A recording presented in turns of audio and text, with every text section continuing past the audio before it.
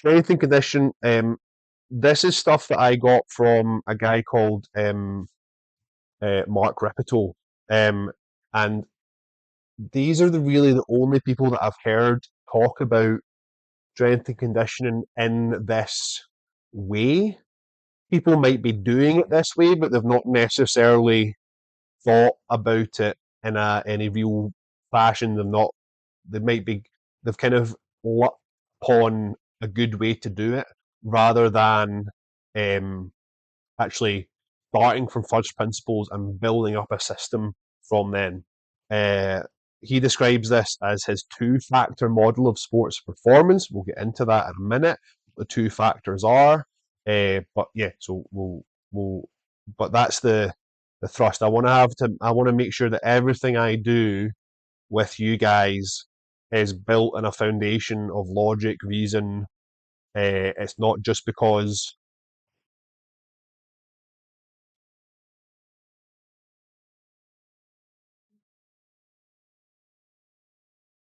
Sorry, sometimes my internet will do that. So if I just pop off for a few seconds, don't worry. Everything that I do, I want to be based in logic, reason, and not just that just do it because I say you do it. There's always a reason. There's always a logic behind it. There's always something that you can actually, and it actually means if you get things wrong, you can analyze the process again, find out what did go wrong, and then fix the problem, and then iterate from there and get better from there. Okay. Why does strength and conditioning matter? Right. So we have all these qualities of a good, high performing athlete. Okay. So you've got agility, leadership, speed, teamwork, vertical jump. Like you can read through the list. Okay. Every single one of those things can be split into a, a thing that you can improve through training or a thing that you can improve through practice. And I'll get into the paradigm of training and practice in a minute. Those are the two factors of our two-factor sport model of sports performance: practice and training. Now, in basketball, especially in Scotland, when I was growing up, we'd always call our practice sessions training. Oh, I'm going to basketball training this morning or tonight. If you notice, and if you're in my team, and Richie might notice this, is that I actually don't call our session on a Wednesday night training. I call it practice, and that is something that I've decided in my own head to very deliberately do. And what we've got in a situation here is we need to get out of that situation where we're not actually defining the terms properly. Okay, so strength and conditioning matters because of all these things that you can develop as an athlete. They can all be gone over either as a physical thing that you can improve with a good strength and conditioning program, or they can go as a what can I say, as like the skill factor or the intangibles, your character, your personality, all these things play a role in how good you are as an athlete, okay, as a performer. All right.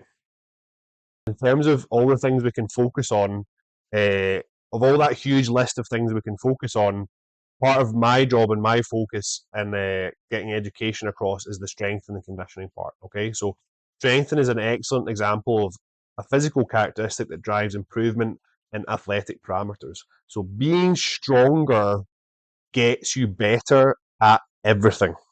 Okay, even I would argue the intangible type stuff, I would say getting stronger actually does make you better with that as well. Right. So when you get stronger, everything gets better. Okay.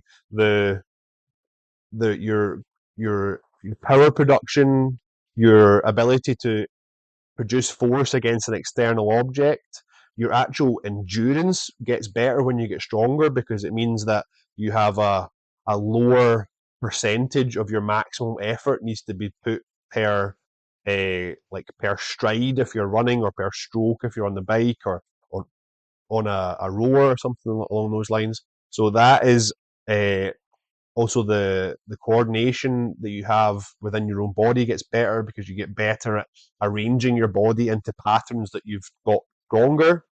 And this is why all these things, if I'm as skilled as another athlete, I'm stronger than they are, and I'm better conditioned, I'm gonna win the battle between the both of us, right? Uh, on to the next one. Okay, so the two factors we talked about, we've got factor one, which is training, and factor two, which is practice. Okay, so training is the process of completing a series of tasks designed to achieve a definable outcome. So we can actually know whether you got stronger or not over a period of weeks or months or possibly even years by the fact that over that time, the weight on the bar that you are using, so for example, your squat goes up, your deadlift goes up, your bench press goes up, we can know that you got stronger, okay? And this focuses on the physical aspects of your sport.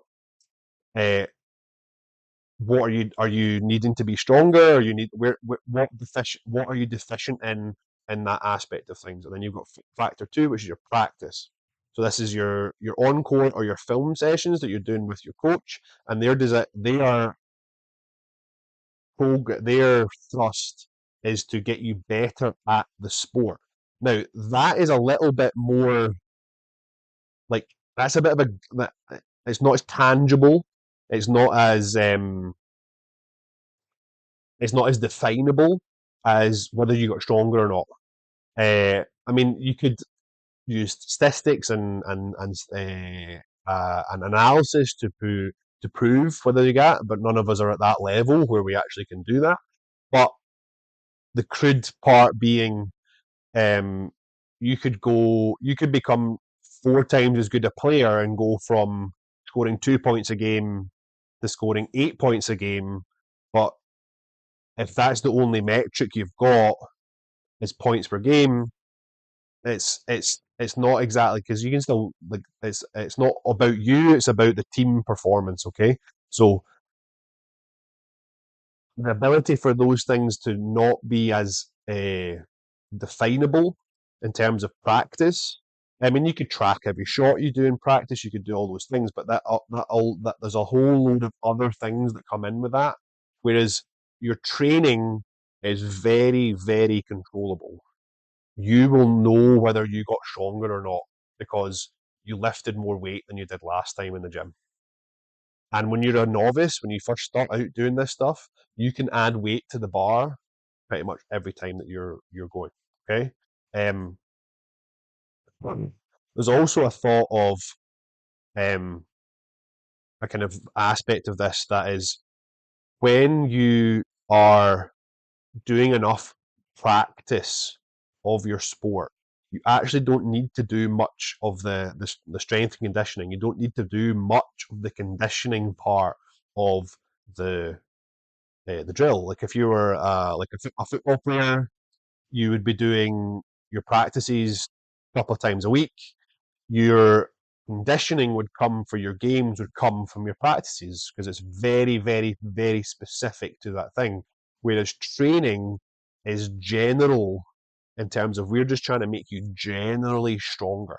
And actually, the training sessions of um, like different sports couldn't really look all that different.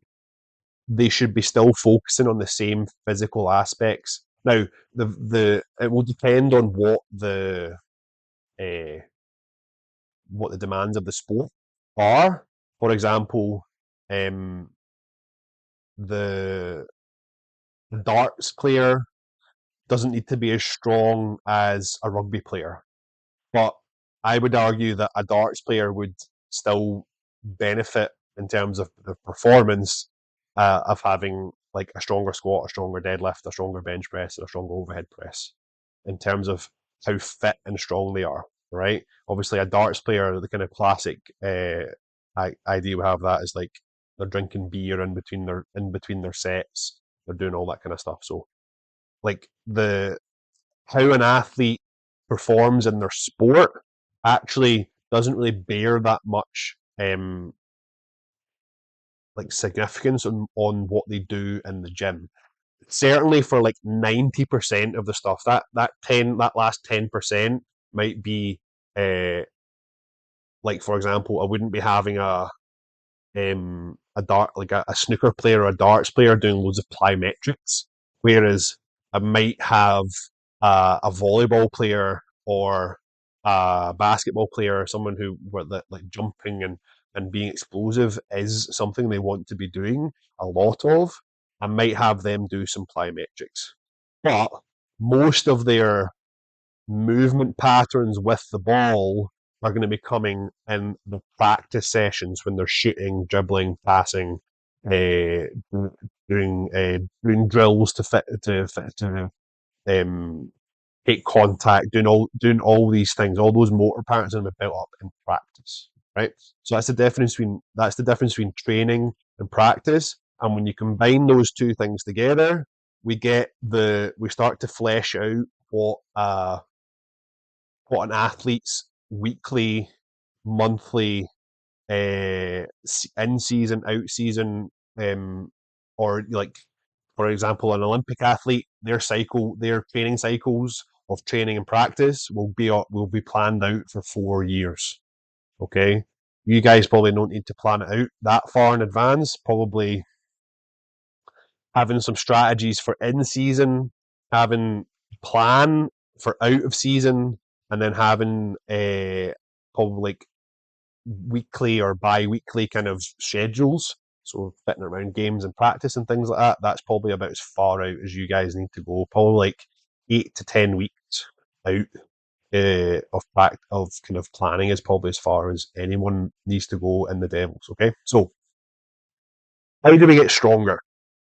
So the first principles of strength training, okay, so these things need to be based in reality. All right. So we have physiology. Oh, what's in it? We have physiology, biology, mechanics, efficiency, and performance. All right. For most of my clients, this performance part here is it's the question and the answer at the same time. So for most of my clients, like I've got clients who play sport, but I'd say probably 50% are just general people who just want to be fitter and stronger, don't have a particular sporting uh, tilt to what they're trying to do. So I'm actually not concerned about their performance outside of the gym, whereas athletes, I am concerned with their performance outside of the gym. I want what they do in the gym to be getting them stronger, getting them more robust, more resilient. But I don't want to sacrifice their performance in their practice or in their games to get an extra little bit on the bar. The consistency of them doing it week after week is what will give the performance increase. Um, Efficiency, we want to make sure that every bit of time and effort that we put into the things we do in the gym and our practice is going to get us the maximum return. The mechanics, so that's like the effects of like how gravity works, how moment arms are distributed through the body, all that kind of stuff. We have the biology, which is down to like I would say that's if you think about the processes that actually happen in the cells, muscle actually contracts and the chemical reactions that are happening there, we have to have an understanding of that. We have to take that into account, and then also the physiology of each individual. Okay, um, how much, what's your distribution of type 1 and type 2 muscle fibers? How much muscle mass do you have? What's your age? What's your gender or sex? What's your bone density? What like so your physiology, how you're put together? What's your limb like? What's your limb lengths in terms of like relation? Do you have long femurs or do you have long arms? All that kind of stuff. So that's what we want to have as our foundation for all of our principles. Okay. So when we distill all that down, we now have to decide what we're going to do in the gym. So we want to use things that use the most amount of muscle mass. The reason we want to use the most amount of muscle mass, so that every time we do a movement, it's hitting the most amount of things we can hit for the smallest unit of time. Okay, so that saves us time. That saves us effort. If we can work out, you can squat and give as much stimulus to your body to get stronger and grow and be more muscular than you can, and you do 3 sets of squats, and you can give as big a stimulus as you can as if you do 3 sets of leg extensions, 3 sets of hamstring curls, 2 sets of reverse lunges, and 2 sets of goblet squats. I would rather you did the like 3 sets of hard squats, got out of there, your squats were done in 15 minutes, than you did 10 sets of exercise. Okay. Two things. One, you did 10 sets of legs, for a lower body workout. You're going to be really sore the next day. You're actually going to be so sore that you're going to spend all that time between that workout and the next workout just returning to baseline rather than actually improving to the next level, right? We want to have an effective range of motion, so we don't want to have range of motions that are going to be injurious or create inefficiency in our movement. Okay, so we want to make sure. For a classic example of this in my training is the ass to grass squat. Okay, the ass to grass squat is actually an ineffective range of motion. Ass to grass squat actually involves you shortening what's called the moment arm between your hips and the gravity vector, which is the bar. Your hips actually underneath the bar, so you actually train your hips and your back less because they're not experiencing that moment arm they would as if you just went to just below parallel and your hips stayed as far back as they could. Right, that's just an example of we want to have an effective range of motion, not an ineffective or an unnecessary range of motion. Okay. We also want to think about movement patterns rather than muscle groups or uh, like single joint exercises. Okay, they're fine, like doing some bicep curls, but do your training first. Do your do your big movements that fulfill all these criteria we're going through just now. We also want the movements to be fairly easy to do. Now, I can teach someone how to squat pretty well within about 15-20 minutes. So this is not hard stuff. It just requires, what's actually hard about it is learning how to coach people how to do it. Once you know how to coach it, it becomes quite easy, and I can teach people how to do that. And then the third thing we want to do is make sure that we can incrementally load this uh, this this system that we're using, so that I can go from uh, where you are right now to improve your performance just a little bit at a time every time you come in the gym. And if you do that 2 or 3 times a week for a year, you're going to be 4 or 5, you're going to be 2 to 4 times stronger at the end of that year than you would be if you just kept the weights the same. Which is another mistake a lot of people make. Okay, right. So when we plug all that data in, what we end up with is we end up with 6 things, and we talk about movements. Okay, so we have the squat, the press, the bench press, the deadlift, the chin up, and the power clean or snatch, depending on, and then conditioning if needed. So squat, perfectly normal human pattern. So we're just squatting down in between our legs and we're standing back up. Press, we're pushing something up over our head. The bench press, we're pushing something away from our body. The deadlift, we're bending over and picking something up off the floor. The chin up, we're pulling something towards us, or in this case, in a chin up, we're pulling ourselves up to like the bar. If you can't do a chin up, you can do what's called a lat pull down, which is kind of just the same thing. And then we have the power clean or the snatch, which is just the power variation of the Olympic lifting. And what they're working is they're working to the strength that you're displaying, or the strength that you're accumulating with your squat and your deadlift and your press and your bench press. They are there to make sure that you can display that strength quickly in a coordinated fashion to achieve to basically, like, basically what you're doing with that is you're throwing the barbell and catching it on your shoulders, or throwing the barbell and catching it overhead. So that's what they do. And then conditioning if required. Although, as I said before, we want most of our conditioning need to be met from our practices, all right, with our sports coach, all right. So those are the things you need to be doing in the gym. There's going to be lots of stuff on social media about how to improve your sports performance. Most of it is just nonsense. Okay, so I'm going to give you some tips now on how to spot the nonsense. And if you, yes, I would say if it answers yes or maybe to like 2 out of the 3 of these, then I would just disregard it and say, okay, that's just nonsense. I'm not gonna do that. Okay. So number one is, like you've just watched a reel on Instagram and this person's saying, oh, do this thing in the gym to get better at X in whatever it is.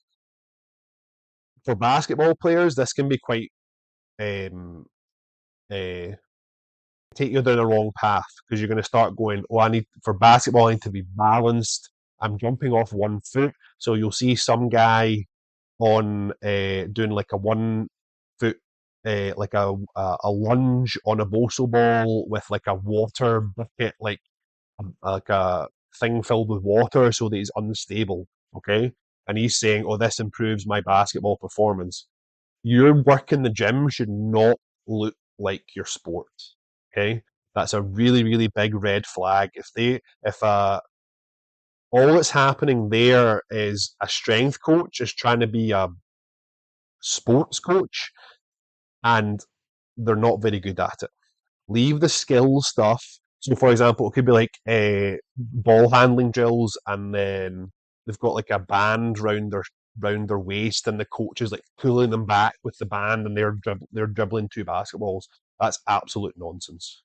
If you want to improve your ball handling, do ball handling drills. If you want to improve your strength and your speed and your ability to move through contact, squat, deadlift, bench press, power cleans, chin ups. Okay, that stuff in the gym. All right, and then take that strength that you've gained from that and put that into a game-like situation where you're practicing against live defenders, where you're taking contact, where you're being physical, and that stuff. Okay. Second point is, if you can't tell what the thing is doing, or it's trying to do too many things at once, you can discard it. All right. And that kind of folds into the third one, which is, does it look like it's overly complicated? Is it 4 different exercises, one after the other, in some sort of complex, as they're called? So it's like kettlebell complexes, dumbbell complexes, barbell, barbell complexes.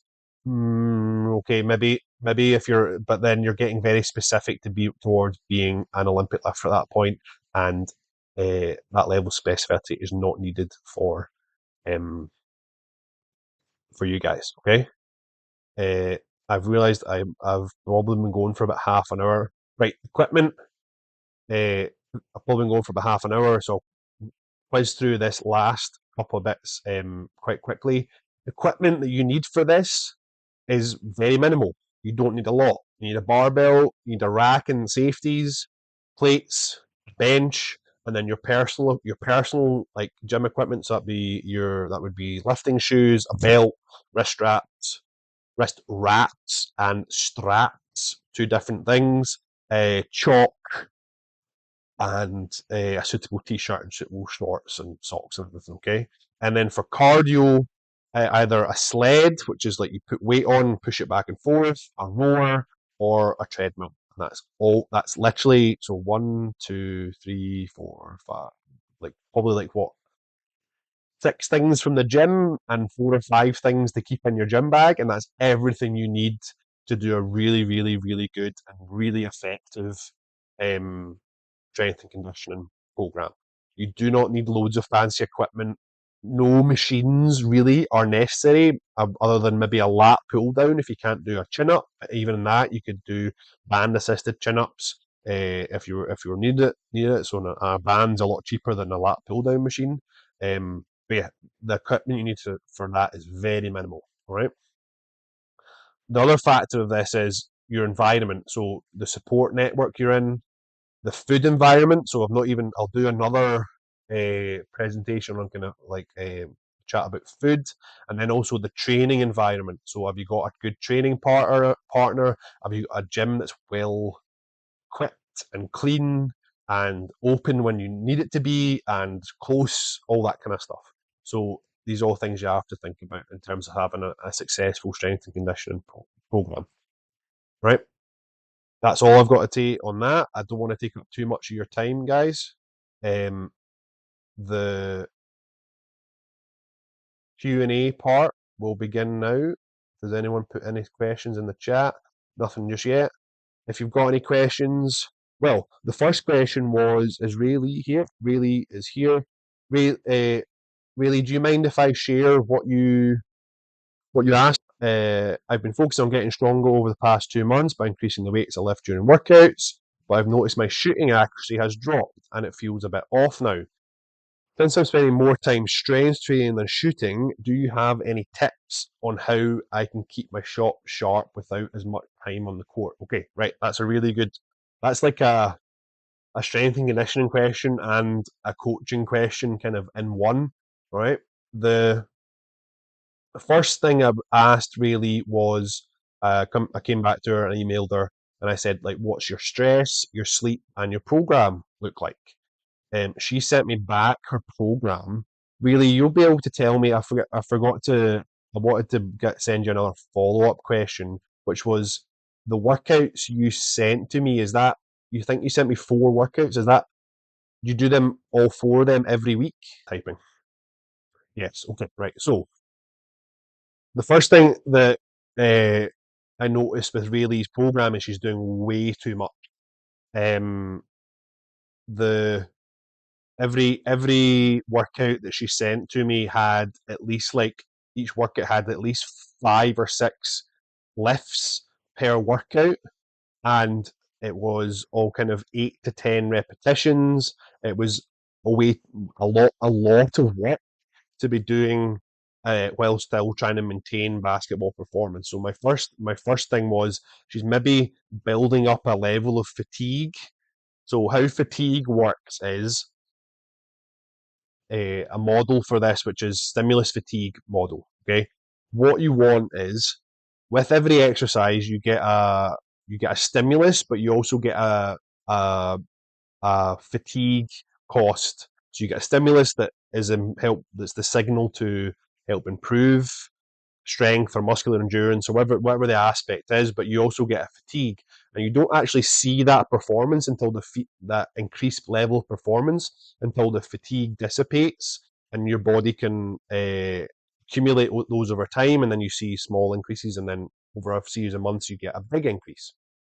So what I think was happening with Ray Lee was she was doing a lot, and that was building up a residual level of fatigue that wasn't being able to dissipate because she was then hitting another gym session and then another gym session. She was still getting this stimulus, but she wasn't getting the fatigue reduction so she'd get the performance, right? Building up the fatigue will affect your coordination, and shooting a basketball is a lot about coordination, and everything will feel okay. There'll just be something that's just off, and that's what she said in her email. There's something just like she's like, I'm not quite off. I'm not quite there. There's also another aspect to that where she nailed it right on the head, where she said, I'm doing a lot of work in the gym, but I'm not practicing very much, and she's maybe only practicing once a week. You're creating new motor patterns, you're creating new muscle. You've also got to reinforce those patterns and make the signals from your brain and how your body coordinates itself. Like you basically got a new body at that point, okay? Or it's like a 5% of a new body. So you got to teach that 5% how to shoot. So practice is the key.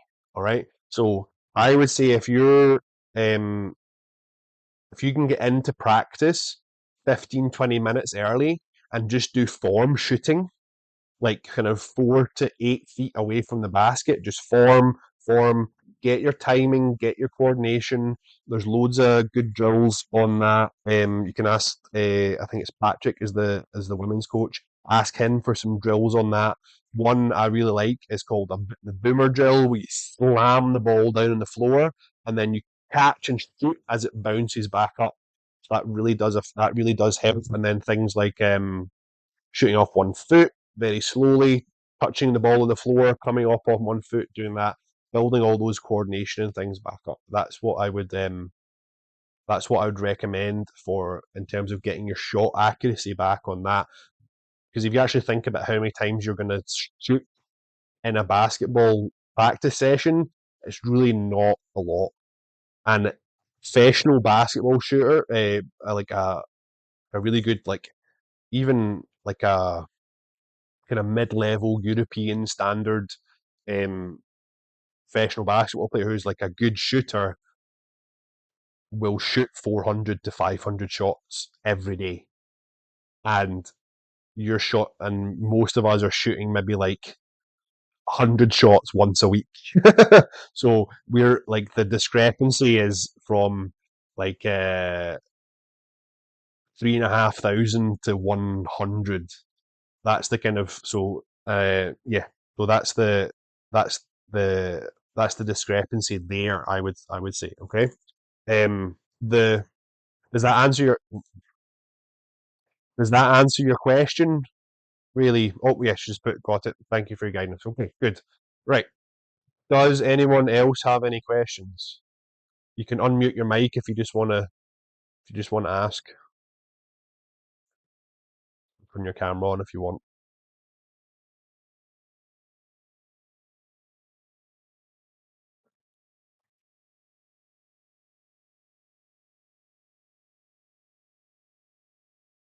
No one? Has anyone got anything they would like to? Oh, Richie.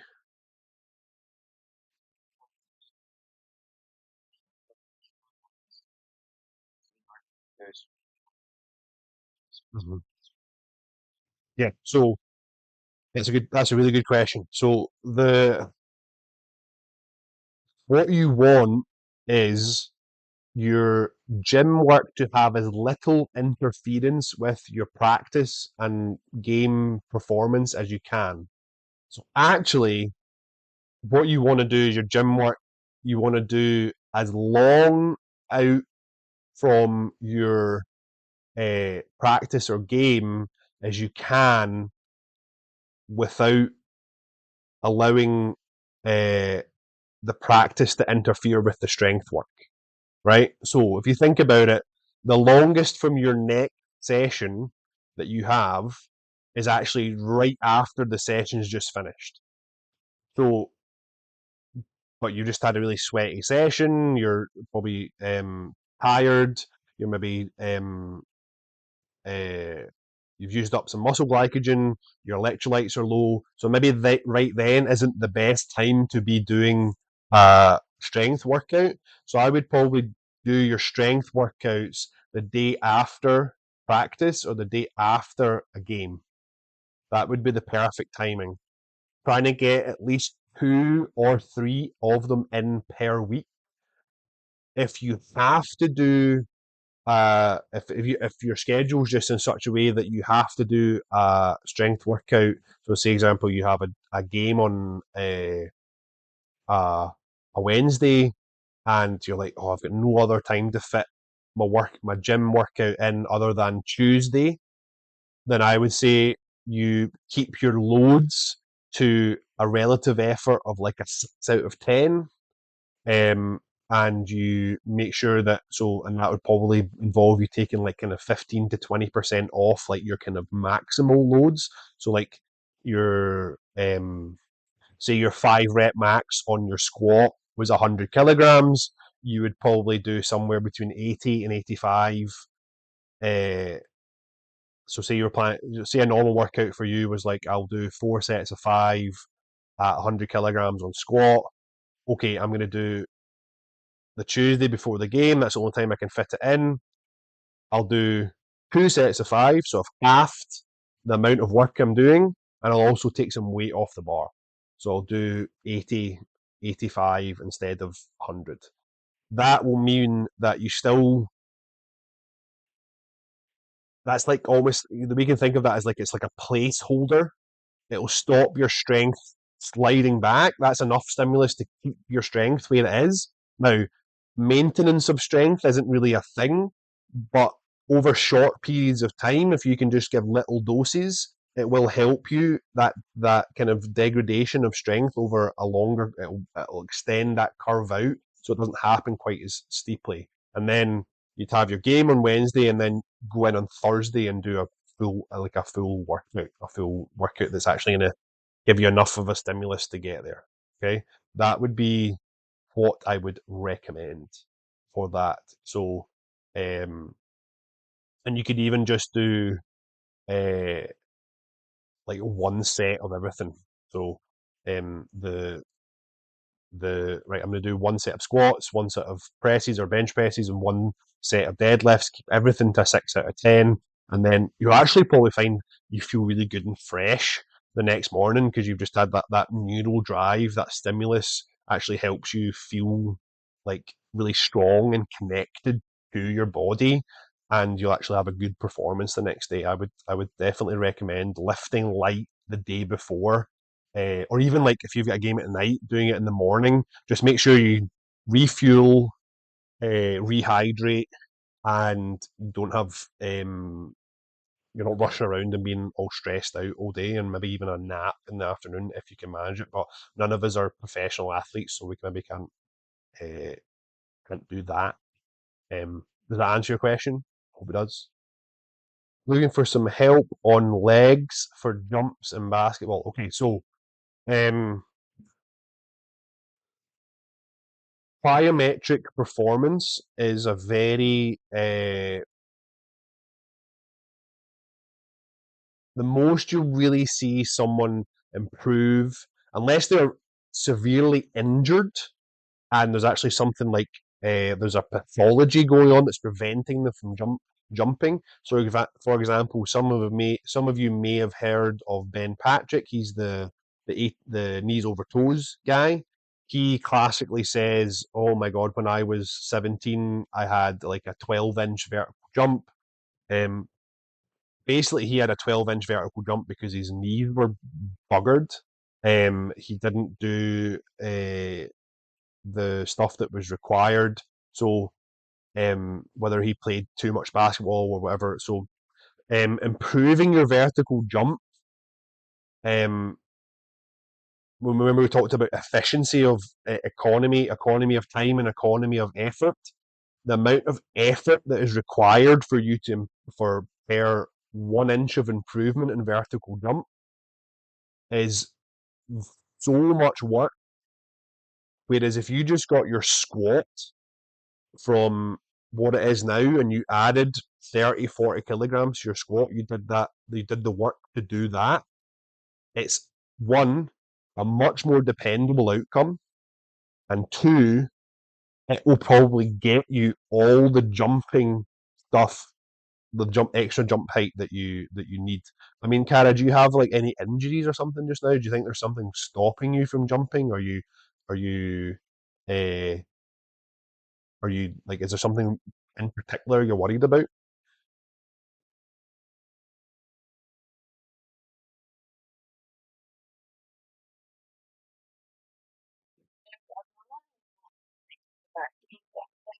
Okay. Yeah. So if you're having pain in your back, squats and deadlifts are going to help that. Okay. Obviously, you may have to be more conservative than someone who doesn't, who's not having who's not having pain in that area. You may have to start off and be like, okay, let's see what I can do. Be very conservative. Be conservative with your loading, adding weight. So don't be adding like 5 kilograms every session you go back into the gym.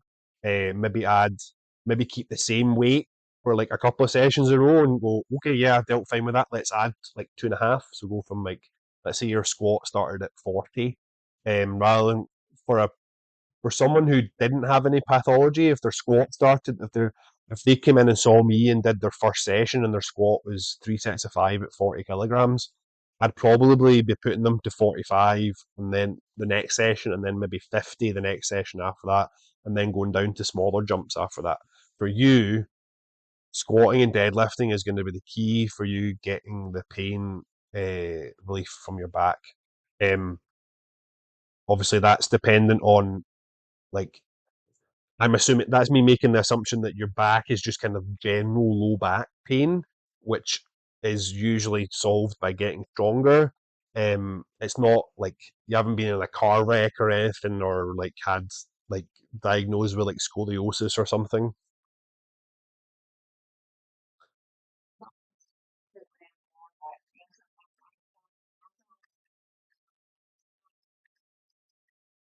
Right. Okay. Okay. Yeah.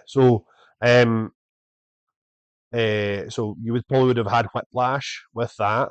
We're getting very, very, very specific for Cara here. Whiplash can have, yeah, that's okay.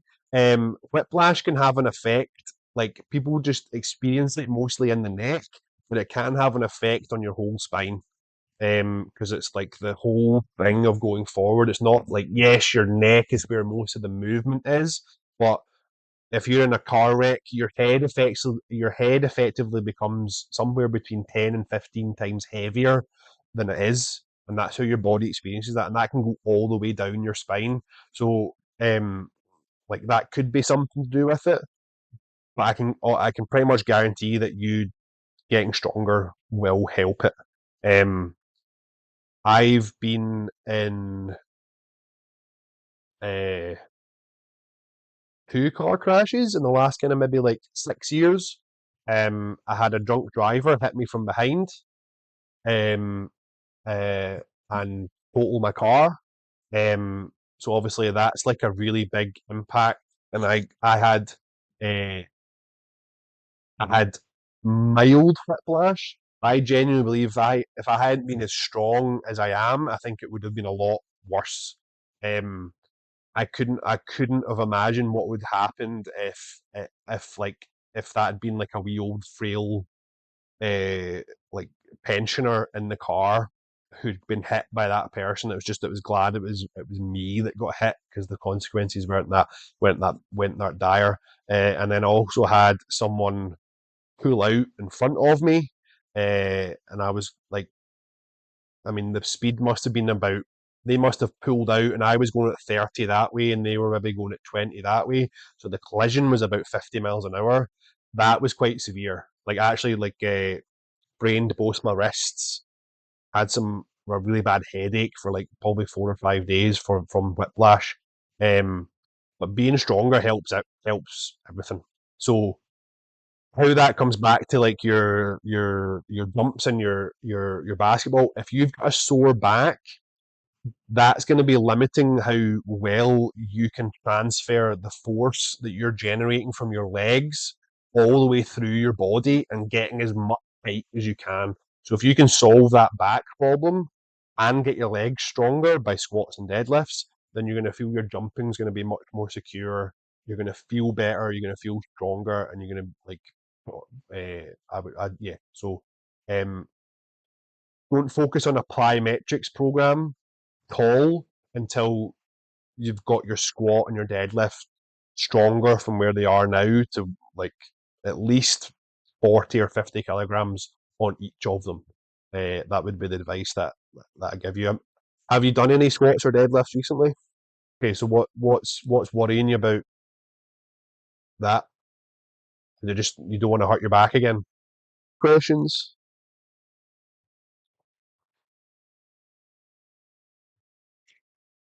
Nope. Okay, right. I hope that you found that interesting. Um, I've recorded it for YouTube. I'll edit it down a little bit just to take out the bits where my signal got lost. I'll put it up on YouTube for everyone to share. Um, if you are not, um, if you've got any questions at all, you can obviously post them in the Spawn group or jump over to my Instagram and you can ask me any questions on there. Okay, don't don't hesitate to reach out to me if you've got a question about something. Right, I'll finish it there, guys. Next one will be we'll probably do 2 weeks time. So I realised I had planned to have done a couple of these already, but the start of the season's been absolutely mental. So we'll do the 3rd of November and then the 17th of November, and then we'll see how that goes after that. I would really like to do um like an in person, like in the gym session with people, uh, probably 5 or 6 people at a time, um, to go over how to squat and how to deadlift, how to bench press, how to actually do all that stuff. That stuff you really can't do. I mean, I can send you videos of stuff that other people's have done. I'll post those all in the group, like how to squat, how to bench, like, and so you can have a go at them yourself. And if you're struggling, you can come back to me for help. But that would be the ideal outcome from this, is to get actually you guys doing stuff in the gym to help improve your performance. Okay, for coming, guys. That'll be the end of tonight. Obviously, if you get any questions, just shoot me a message, and I'll speak to you all later.